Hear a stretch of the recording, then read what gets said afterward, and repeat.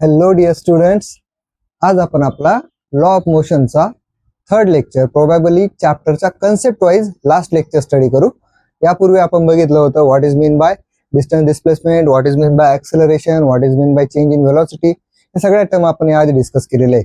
Second लेक्चरमध्ये आपण बघितलं होतं, सेकंड लेक्चर ज्यावेळी झालं होतं त्यावेळी आपल्याला चांगलं आठवत असेल आपण काय बघितलं होतं, न्यूटनचे जे काही कायनॅमॅटिकल इक्वेशन होते ते कसे आले आपण त्यांच्याबद्दल पण चर्चा केली होती. आज आपलं प्रोबॅबली लास्ट लेक्चर असेल ह्या चॅप्टरचं कन्सेप्च्युअली एक्झरसाइज वरती अजून एक लेक्चर येईल. मग आता बघा आपण काय सांगतोय सरळ सरळ आजच्या लेक्चरमध्ये आपल्याला बघायचंय, सगळ्यात पहिले आपल्याला बघायचंय न्यूटन्स लॉज ऑफ मोशन. आणि खूप सिंपलची टर्म आहे, 3 लॉ आहेत, तिन्ही लॉचे स्टेटमेंट आणि त्यांचे जे काही एक्सप्लेनेशन असेल ते करण्यासाठी आपल्याला काय मिळतंय, मार्क्स मिळत आहेत.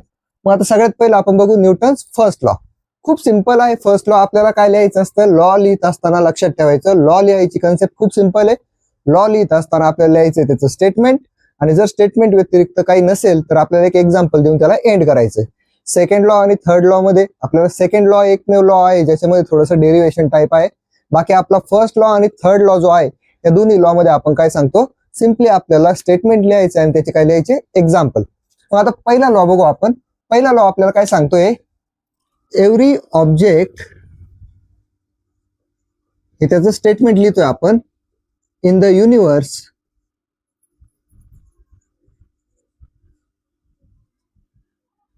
Do not change it's position, असं म्हणा किंवा तुम्हाला पाहिजे असलं असं म्हणू आपण. जे टेक्स्च्युअल लँग्वेज असते ती जर वापरली काय म्हणतो आपण, every object in the universe remains, किंवा असं म्हणू continues it's resting position until and unless an external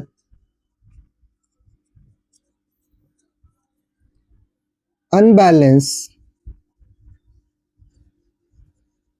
force is applied on it. आता हे स्टेटमेंट आहे. आपल्याला जेव्हा माहिती आपण लिहितोय काय स्टेटमेंट काय सांगता आपल्याला, तो लॉ ऍक्च्युअल म्हणतोय काय तेच सांगतोय, त्याला आपण काय म्हणू, स्टेटमेंट. मग आता हे स्टेटमेंट समजून घ्या. काय सांगितलंय आपल्याला, every object in the universe continues it's resting position. ह्या जगामध्ये कोणतंही ऑब्जेक्ट जे आपण बघितलं, फॉर एक्झाम्पल हा मार्कर पेन आहे, याला मी माझ्या हातावरती रेस्ट केलं. आता रेस्ट केलं म्हटल्यानंतर आपण काय सांगतोय, कुठपर्यंत हा रेस्ट करत राहील, जोपर्यंत बाहेरून एखादा अनबॅलन्स फोर्स याला लागणार नाही तोपर्यंत. म्हणजेच काय, जर मी इथे याला ठेवलं तर हा वर्षानुवर्ष आहे असाच पडून राहील. याचं दुसरं एक एक्झाम्पल जर बघितलंय, आधी याला कंटिन्यू करू. जर याला आपण काय केलं, मस्क्युलर फोर्स लावला आणि याला उचललं तर याची काय होईल, चेंज होईल पोझिशन. दुसरं एक एक्झाम्पल बघा, एक कार आहे आपल्याकडे जिला आपण काय केलं, पार्किंग मध्ये लावून दिलं आणि आपण कुठेतरी एअरपोर्टने फ्लाईट पकडून आपण दुसऱ्या देशात गेलो. 6 महिन्यानंतर आपण रिटर्न आलो. 6 महिन्यानंतर आल्यानंतर सुद्धा ती कार आहे त्याच पोझिशन मध्ये उभी असेल. याचा अर्थ काय, जोपर्यंत तिला कोणी धक्का देऊन तिथून हलवणार नाही, स्टार्ट करून तिला तिथून घेऊन जाणार नाही, तोपर्यंत ती कार काय करणार आहे, तिची आहे ती पोझिशन काय करणार आहे, कंटिन्यू करणार आहे. त्याला आपण काय म्हणतो, it will continue its resting state. तर हा आपला न्यूटनचा पहिला नियम होता. एक्झाम्पल द्यायची ठरले तर बघा, एक्झाम्पल काय काय येतील आपल्याकडे, बॉल रेस्टिंग ऑन ग्राउंड. एक बॉल आहे जो आपण काय केला, फुटबॉल आहे, बॉल असेल ग्राउंडवर पडलेला आहे, कोणी जोपर्यंत येऊन त्याच्यावर लात घालणार नाही तोपर्यंत तो पडेल राहील. दुसरं एक्झाम्पल जर बघितलं आपण तर काय सांगतोय, car parked in the parking. Parking मध्ये एक कार काय केली आपण, पार्क करून ठेवली. तर ती कार जोपर्यंत तिला कोणी धक्का देणार नाही तोपर्यंत काय करेल, आहे तशीच उभी राहील. याला काय म्हणू आपण, सेकंड एक्झाम्पल. सिंपल होता न्यूटन्स फर्स्ट लॉ. आता आपण काय करू, आपल्या सेकंड लॉ कडे जाऊ. याचा स्क्रीनशॉट घेऊन ठेवा, आपल्याला याची हेल्प होईल कशामध्ये, फर्स्ट लॉ लिहित असताना. ठीक आहे, आता आपण जाऊ आपल्या सेकंड लॉ कडे. Second law actual first law पेक्षा थोडासा डिफरंट आहे, बट सांगितलंय ना, तुम्ही आपल्याकडे आलात म्हटल्यानंतर ऑब्वियसची गोष्ट आहे, कन्फ्युजनचा टॉपिक आपण ठेवतच नाही. कन्फ्युजन राहणार नाही म्हणजेच काय, टॉपिक एकदम काय असेल आपला, टॉप नॉच कव्हर झालेला असेल. मग आपल्याकडे बघा काय येतोय, आता आपण बघतोय Newton's second law of motion. काय सांगतोय सेकंड लॉ ऑफ मोशन बघा, आधी आपण हेडिंग देऊन घेऊ, सेकंड.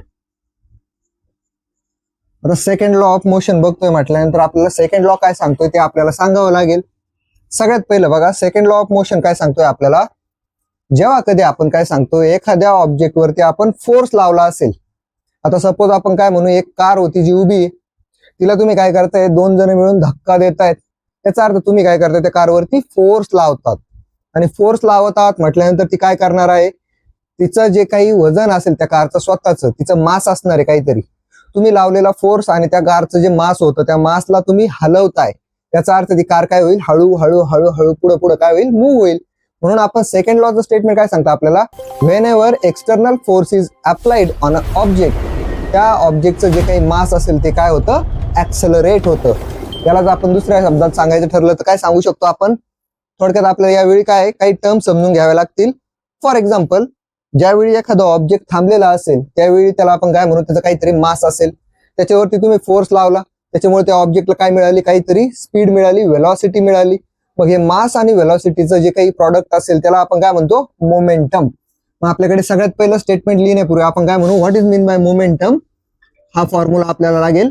मोमेंटम कशाला म्हणतो आपण, मोमेंटम, मोमेंटमला दाखवतो आपण पी ने.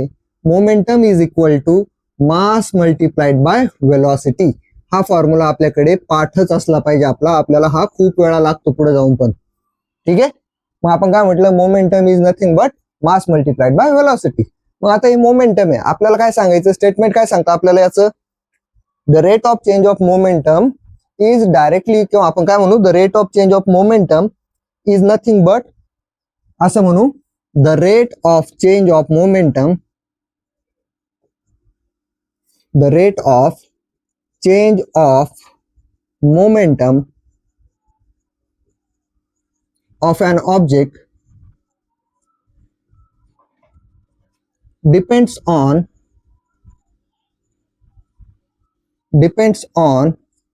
applied force.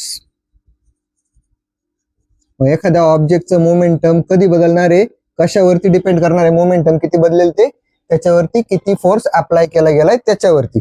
आता एक एक्झाम्पल याचं समजून घ्या. एक कार फुल स्पीड मध्ये येते आणि ती काय करते, कुठेतरी क्रॅश लँडिंग करते, कुठेतरी एखाद्या भिंतीवरती धडकते. कारचं काय होतं, मास होतं, कारकडे काय होती, व्हेलॉसिटी होती. या दोन्ही गोष्टी सडनली भिंतीवर आदळल्यामुळे काय होतील, स्टॉप होतील. आणि त्याच्यामुळे आपण काय म्हणतो, मोमेंटम जेवढा जास्त असेल तेवढं त्या कारला डॅमेज होण्याचा इम्पॅक्ट काय असेल, जास्त असेल. तर आता आपण बघू. आता बघा आपण काय सांगितलं, हे जे स्टेटमेंट लिहिलं आपण त्याला काय म्हणू आपण, सरळ सरळ. आता इथं आपल्याला असं म्हणायला पाहिजे होतं, the rate of change of momentum per unit time.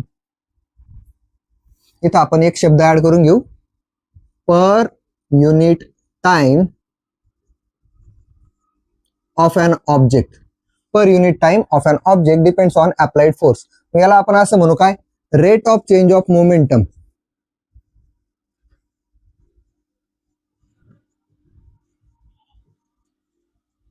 तुम्ही बघा बरं, rate of change of momentum म्हणजेच काय, मोमेंटम चेंज होते म्हटल्यानंतर काय, कार फुल स्पीडने आली त्यावेळी काय होतं तिचं, ते फायनल मोमेंटम असेल. आणि ज्यावेळी ती धडकून थांबले असेल त्यावेळी काय असेल तिचं इनिशियल मोमेंटम. याला आपण कसं म्हणू शकतो, फायनल मोमेंटम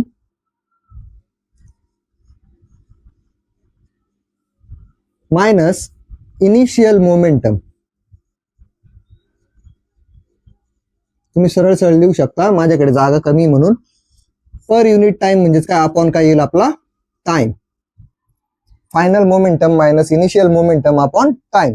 हे झालं आपल्याकडे rate of change of momentum. Momentum मध्ये होणारा बदल आपण शोधला. पण आता आपण काय सांगतोय, सरळ सरळ बघा आपल्याकडे काय सांगितलंय, फायनल मोमेंटम आपण कसं काढू शकतो, रेट ऑफ चेंज ऑफ मोमेंटमला आपण काय म्हटलं, हे कशावर डिपेंड करणार आहे, फोर्स वरती. मग आपण असं म्हणू शकतो की नाही, rate of change of momentum आपण कसं काढू शकतो, त्याला आपण काय म्हणू, फोर्स वरती डिपेंड करणार आहे. कशावर, फोर्स वरती. मग आपण असं म्हणू शकतो की नाही, F is equal to rate of change of momentum म्हणजेच काय, final momentum minus initial. Final momentum मध्ये आपल्याला माहिती, मोमेंटमचा फॉर्म्युला काय बघितला आपण, एम इंटू व्ही.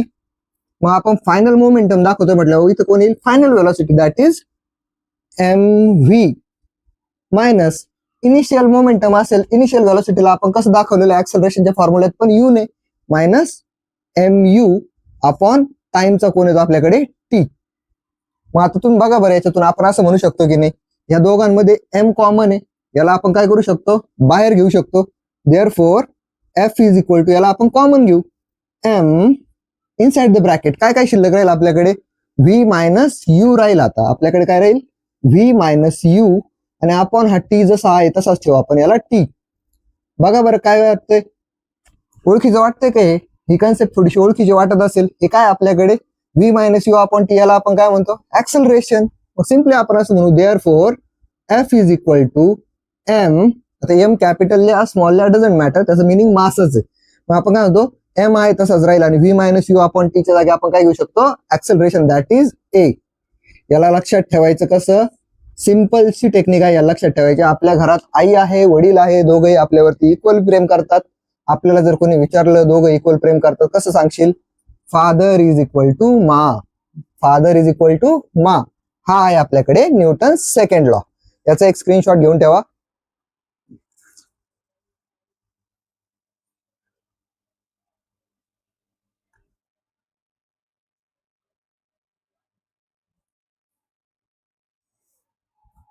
ओके, नाव आपण आपल्या न्यूटन्स थर्ड लॉ कडे येऊ. थर्ड लॉ कडे आपल्याकडे खूप साऱ्या गोष्टी आहेत. आता खूप सोपा असा लॉ आहे. थर्ड लॉ मध्ये तुम्हाला प्रॉब्लेम पण येणार नाही काही, बिकॉज थर्ड लॉ तेवढा आपण सिंपल करून तुम्हाला सांगणार आहोत. आणि सिंपल इतका असेल ना, तुम्ही म्हणाल सगळ्यात सोपा जो होता तो कोण आहे, आपला Newton's third law. Third law खूप सिंपल असण्याचं रिझन काय, थर्ड लॉ मध्ये जास्त लॉजिक लावायचं नाही. याचं स्टेटमेंट तुम्ही एका असं वाक्यासारखं पाठ करू शकता, इतकं सिंपल आहे. बघा काय सांगतोय आपल्याकडे, काय टॉपिक आहे आपला, Newton's third law of motion. आता थर्ड लॉ आहे, मी इथे एक नंबरच दिलाय केव्हाचा, तुम्ही इथं सेकंड थर्ड करून घ्या. मग थर्ड लॉ काय सांगतोय आपल्याला बघायचं आहे. आपल्याला स्टेटमेंट याचं खूप सिंपल आहे. काय आहे statement, for every action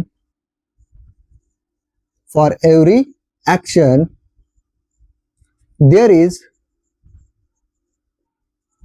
equal and opposite reaction.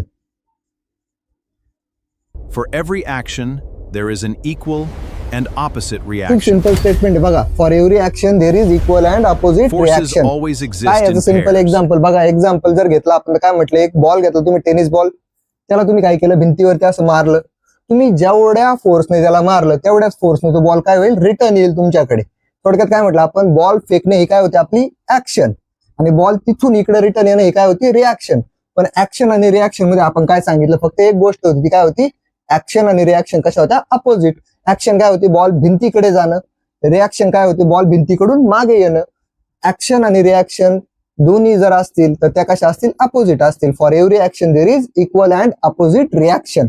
याचे एक्झाम्पल बघा. एक्झाम्पल आहे, पहिलं एक्झाम्पल आपण जर बघितलं तर काय, हिटिंग अ बॉल. आता तुम्ही म्हणाल कोणता ball, hitting a rubber ball to the wall. एक रबरी बॉल घेतला आपण, त्याला आपण भिंतीवरती आदळवलं.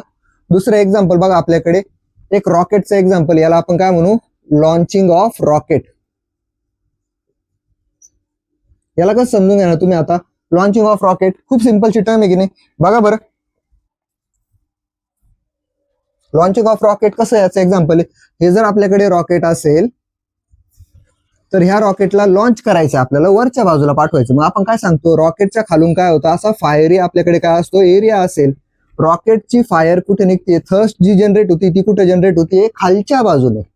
बट सेम टाइमला काय म्हणतो आपण, ऍक्शन कुठे झाली, खालच्या बाजूने. थर्स्ट जनरेशन कुठे झालं, खाली. बट त्याची रिॲक्शन कुठे बघायला मिळते आपल्याला, रॉकेट कुठे पुश केलं जातं, वरच्या बाजूने. म्हणून लॉन्चिंग ऑफ रॉकेट काय आपलं न्यूटन्स थर्ड लॉचं एक्झाम्पल असेल. तर अशा पद्धतीने आपल्याकडे न्यूटनचे तिन्ही लॉ आपण शिकलो. आता आपल्याला काय बघायचंय, एक शेवटचा टॉपिक असेल या चॅप्टरचा. तो टॉपिक घेतला की आपलं काय होतं, सरळ सरळ अख्खा हा जो चॅप्टर आहे याचा एंड होऊ शकतो. बघा आता शेवटचा एक टॉपिक आपल्याकडे, त्याला आपण काय म्हणतो, law of conservation of momentum. याला आधी एकदा राईट करून घ्या, त्यानंतर आपण बघू law of conservation of momentum. बघितलं किती सिंपल होता न्यूटन्स थर्ड लॉ, काहीच प्रॉब्लेम येणार नाही आपल्याकडे. मग आपल्याकडे शेवटचा एक टॉपिक असेल, तो असेल आपल्याकडे law of conservation of momentum. Law of conservation of momentum.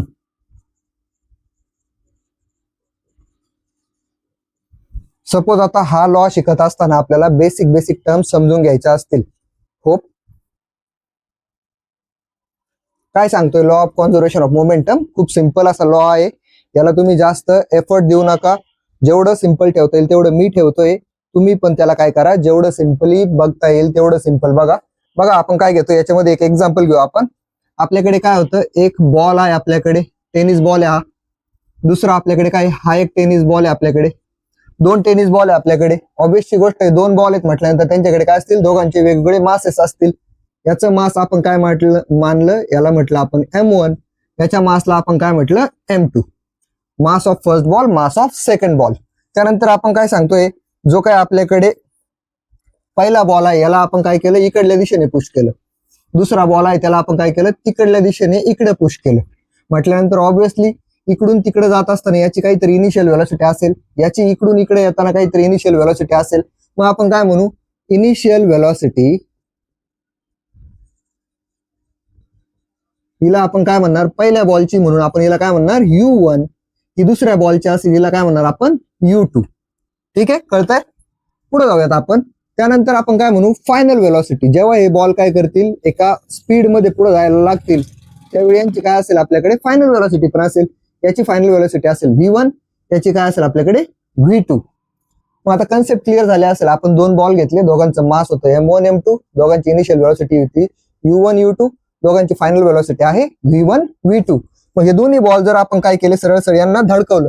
मला एक सांगा, आता आपल्याकडे काय इनिशियल फायनल व्हेलॉसिटी आहे, मास आहे, म्हणजेच आपण काय म्हणू शकतो, याच्यावरती लागणारा जो फोर्स असेल त्या आपल्याला काय म्हणू, पहिल्या बॉलवरून लागतोय म्हणून या फोर्सला आपण काय म्हणू शकतो, F1.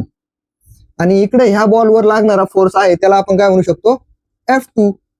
दोघांनाही म्हणू शकतो. मला सांगा, इकडून ह्या बॉलला धक्का द्यायला आपण जेवढा फोर्स वापरला तेवढाच ह्या बॉलला इकडून इकडे धक्का द्यायला वापरला. म्हणजे F1 आणि F2 ची व्हॅल्यू काय आपल्याकडे सेम आहे.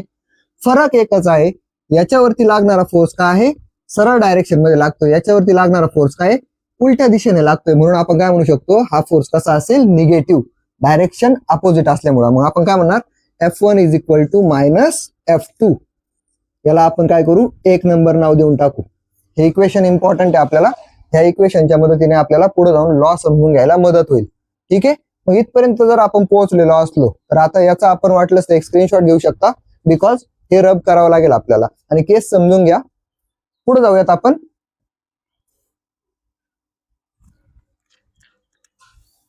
मग आता आपण बघितलं F1 is equal to minus F2, इथपर्यंत तर क्लिअर होतं. आता आपल्याला काय बघायचंय, आपण जर पहिल्या बॉलवरचा फोर्स जर काढला, आता आपण काय केलं, पहिल्या बॉलवरचा फोर्स काढला, that is F1 is equal to, F1 कसा काढतो आपण, फोर्स कसा काढतो, न्यूटन सेकंड लॉ आता शिकलो आपण. Force is equal to mass multiplied by acceleration. पहिल्या बॉलचं मास काय होतं, M1, ऍक्सेलरेशन काय असेल त्याचं A1. F2 जर काढला आपण तर काय मिळेल आपल्याला, F2 इज इक्वल टू काय मिळेल बरं आपल्याला.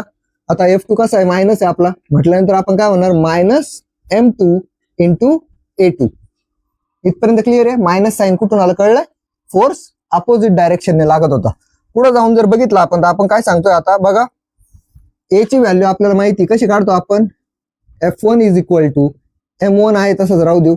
ए ची व्हॅल्यू आपल्याला माहिती, कशी काढतो आपण, V minus U upon T, ऍक्सेलरेशनचा फॉर्म्युला. मग आपण इथं काय म्हणणार, V minus U upon T म्हटल्यानंतर पहिल्या बॉलची V किती आहे, V1 minus U1 upon T. इथपर्यंत क्लिअर आहे. ऍक्सेलरेशनचा फॉर्म्युला वापरला आपण इथं. F2 कसा येईल आपला, सेम मायनस M2 आहे तसाच ठेवू. ब्रॅकेटमध्ये काय येईल आपल्याकडे, V2 minus U2 upon T. दोघांच्याही व्हॅल्यू सेम आहे. आता आपण काय करू, सरळ सरळ इकडे F1 आहे, इकडे F2 आहे आपला. मग आता आपण काय घेऊ बघा, यांना आपण काय करू, दोन्ही फोर्स सेम असतील तर आपण काय म्हणू, इक्वेटिंग. का बरं इक्वेट करतोय आपण, बिकॉज दोन्हीकडे काय फोर्सच आहे. इक्वेटिंग व्हॅल्यूज ऑफ फोर्सच्या ज्या व्हॅल्यू आहेत त्यांना काय करू आपण, इक्वेट करू. मग काय मिळेल आपल्याला, M1 ब्रॅकेटमध्ये येईल आपल्याकडे V1 minus U1 upon T is equal to काय येईल आपल्याकडे, मायनस M2 ब्रॅकेटमध्ये येईल आपल्याकडे V2 minus U2 upon T. दोन्ही व्हॅल्यू फोर्सच्या आहे म्हणून आपण त्यांना काय केलं, इक्वेट केलं. आता इथं नीट बघा बरं, मॅथमॅटिक्सचा एक रूल आहे, डिनोमिनेटर मध्ये जर दोन्ही व्हॅल्यू सेम असतील तर त्याला आपण काय करतो, कॅन्सल आउट करू शकतो. म्हणजे टी टी काय होईल आपला, कॅन्सल होऊन जाईल. मग टी आणि टी जर कॅन्सल झाला तर आपल्याकडे जो रिमेनिंग पार्ट असेल त्याला आपण काय करू, पुढे कंटिन्यू करू. काय शिल्लक राहिलं इथं, M1 V1 मायनस U1, इकडे काय राहिलं minus M2 V2 minus U2. त्याला आपण पुढे कंटिन्यू करू. बघा आता आपण करू शकतो इथंच, पण तरी आपण काय करू, त्याला आहे तसं ठेवून देऊ. पुढे बघू आपण.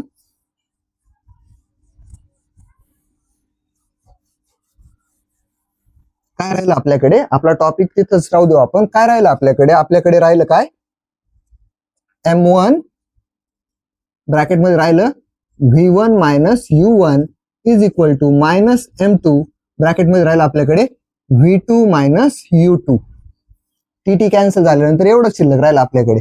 मग याला आपण काय करू, ब्रॅकेट ओपन करू. हे M1 ने याला मल्टिप्लाय करू, M1 ने याला मल्टिप्लाय करू, M2 ने याला आणि याला दोघांनाही मल्टिप्लाय करू. काय मिळतं आपल्याला बघा, M1 V1 minus M1 U1 बरोबर, ब्रॅकेट आपण ओपन केला, इज इक्वल टू काय येईल आपल्याकडे, मायनस M2 V2 आणि मायनस इंटू मायनस काय होईल, प्लस M2 U2. इथपर्यंत क्लिअर आहे. काही प्रॉब्लेम आहे आता, काहीच प्रॉब्लेम नसेल. फक्त आपण काय केलं, ह्या M ने या ब्रॅकेटला मल्टिप्लाय केलं, ह्या M2 ने काय केलं, मायनस ने त्याला मल्टिप्लाय केलं. मग आता आपण काय बघू, बघा बरं. आता जेवढे काय आपल्याकडे व्ही वाले आहेत त्यांना व्हीच्या साईडला आणू, यू वाले आहेत त्यांना यूच्या साईडला नेऊ.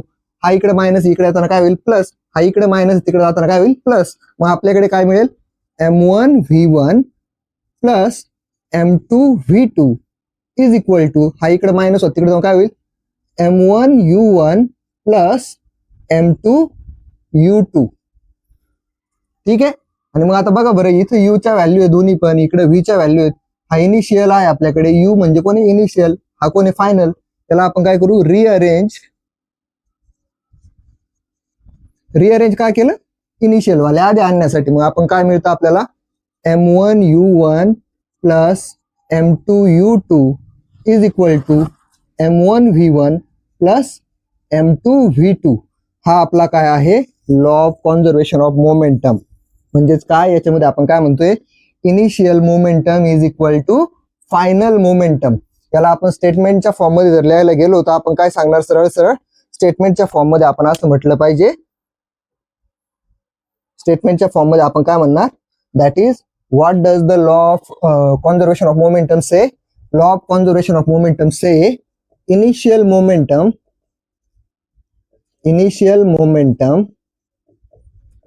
is always equal to final momentum. तर हाच आहे आपल्याकडे law of conservation of momentum. याला आपण काय करू, बॉक्स करून ठेवू. याचा उपयोग आपल्याला प्रॉब्लेम सॉल्व्हिंग मध्ये 100% करायचा आहे. याचा एक स्क्रीनशॉट घेऊन ठेवा. मग आपण बुक मध्ये 2 सॉल्व एक्झाम्पल दिलेले आहेत, ते जेवढे आपण सॉल्व करू आणि लेक्चर थांबवू आजचं.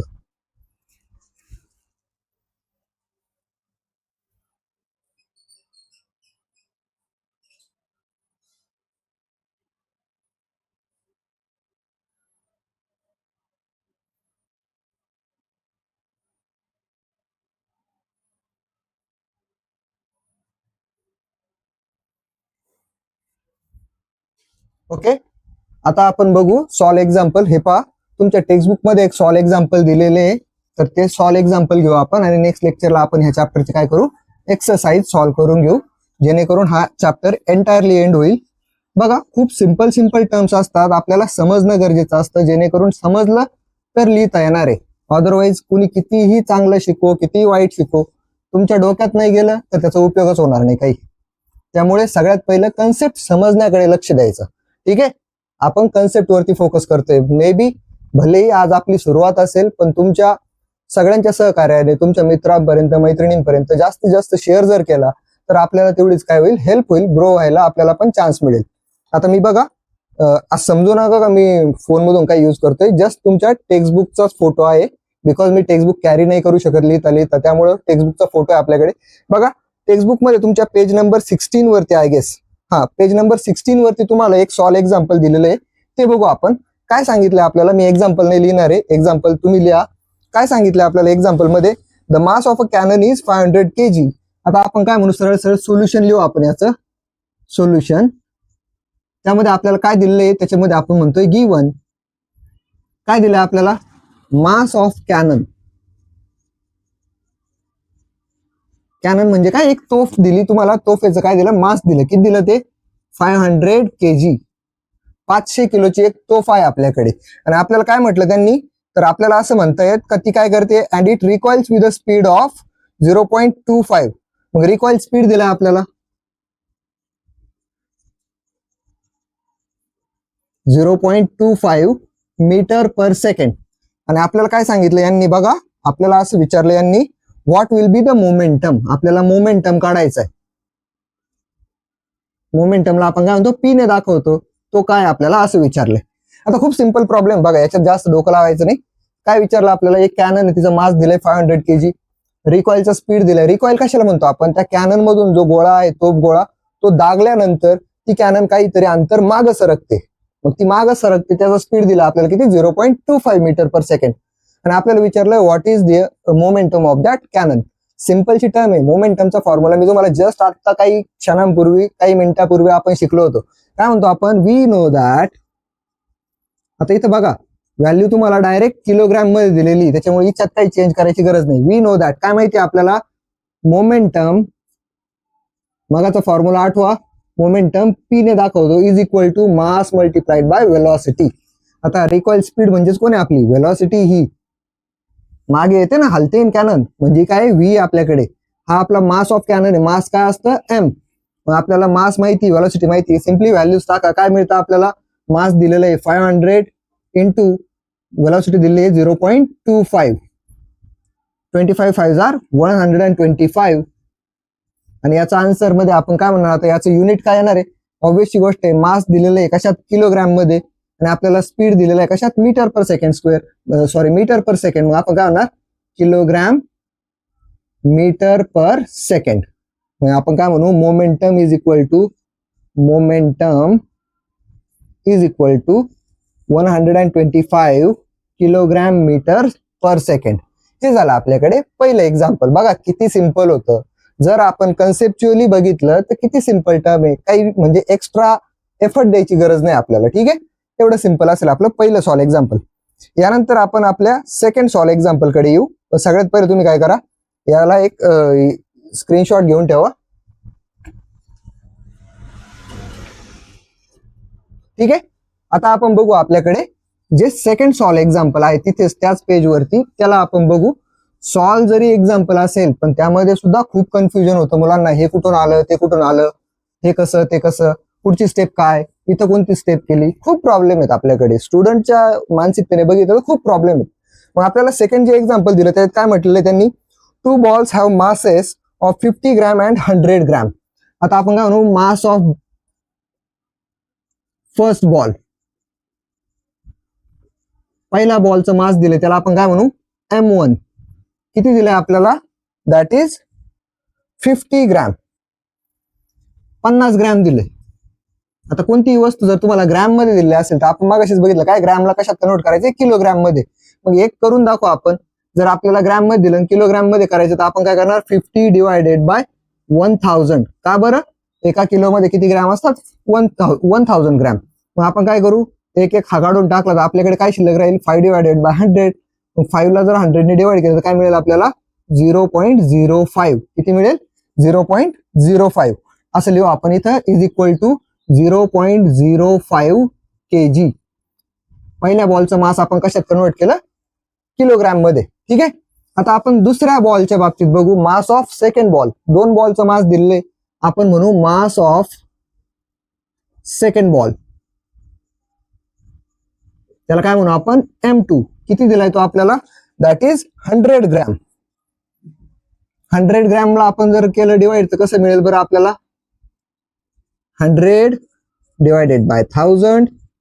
1 2 1 2 2 2 0 गेले, 1/10 म्हणजे किती मिळेल आपल्याला, 0.1 किलोग्रॅम मिळालं. दोन्ही बॉलचं मास आपण केजी मध्ये मिळवलं. आता पुढे जाऊन आपल्याला काय दिलं अजून बघा, पुढे आपल्याला विचारलं त्यांनी, काय दिलंय आपल्याला, initial velocity of first ball.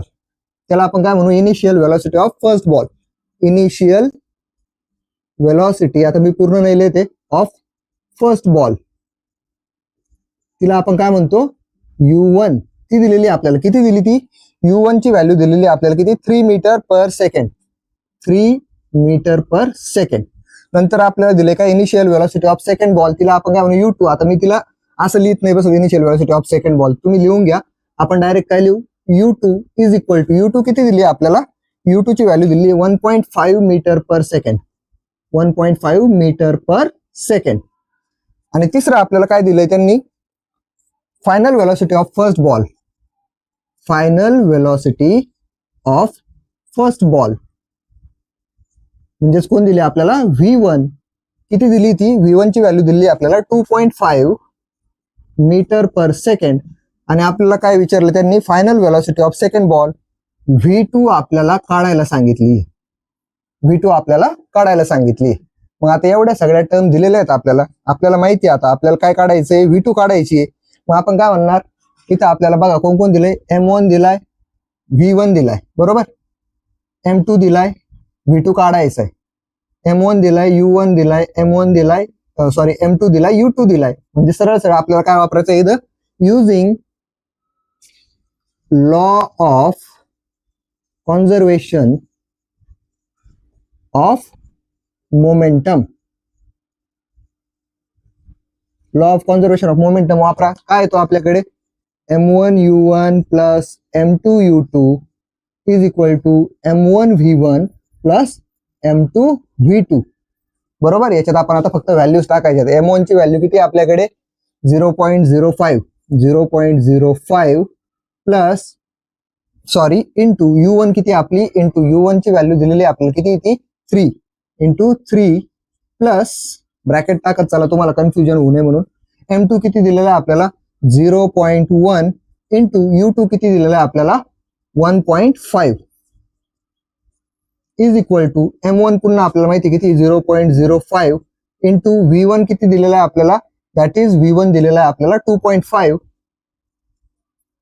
Plus M2 किती आपल्याकडे 0.1 इंटू V2 जो आपल्याला काढायचा तसाच ठेवा त्याला. मग आपण सिम्पली यांचं काय केलं आता मल्टिप्लिकेशन वगैरे करून घेऊ आपण.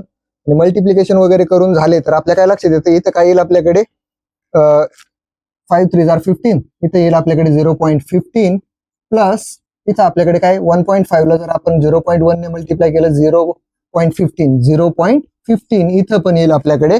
पुढे जाऊन आपण काय म्हणतोय इज इक्वल टू 5 5 25 5 125. मग आपल्याकडे काय येईल तिथं 0.125 प्लस 0.1 इंटू V2 आहे तसाच ठेवू. मग आता काय करू आपण सरळ सरळ याला इकडे प्लस हा इकडे मायनस करून टाकू. 0.15 किती होईल आपल्याकडे 0.30 होतील किंवा 0.3 पण घेऊ शकता तुम्ही. मग आपण काय म्हटलं 0.3 आता हा 0.125 इकडे प्लस इकडे येऊन काय होईल minus 0.125 is equal to 0.1 into V2 आपला आहे तसंच. मग याला सॉल्व्ह केला आपण 0.3 मधून आपण जर 0.125 जर मायनस केला तर काय शिल्लक राहील 0.175. आता मी इकडे याला थोडीशी जागा क्रिएट करतो. बघा आपण एवढ्या जागेत आवरून घेऊ याला. काय म्हटलं आपल्याला काय होईल आपल्याकडे शिल्लक काय राहील 0.175. आता बघा बरं सिंपल मी एक स्टेप गाळतोय जागा कमी असल्यामुळं.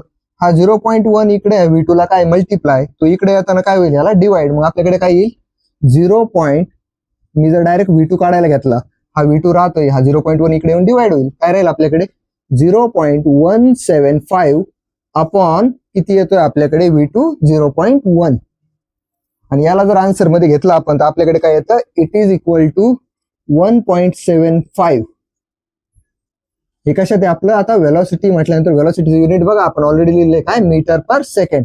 मग आपण याला असं म्हणू it is equal to 1.75 metre per second.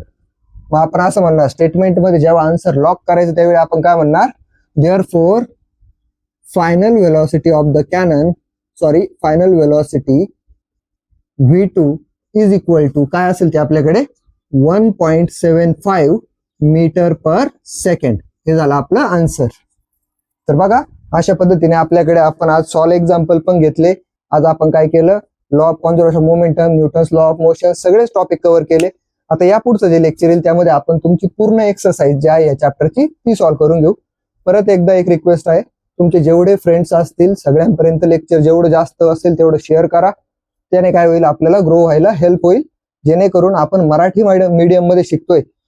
खूप सारे चॅनल पडलेले आहेत युट्यूबवरती जे काय करतायत तुम्हाला हिंदीमध्ये शिकवतील, काही इंग्लिशमध्ये शिकवतील, बट आपण लोकल लँग्वेज प्रेफर केली. त्याचं रिझन काय आहे, ऑडियन्स लिमिटेड राहील आपल्याला माहिती आहे, पण आपल्या मराठी मुलांना त्याचा जास्तीत जास्त फायदा होईल. सेमीमध्ये परफॉर्म करणाऱ्या स्टुडंटला पण जास्तीत जास्त फायदा होईल.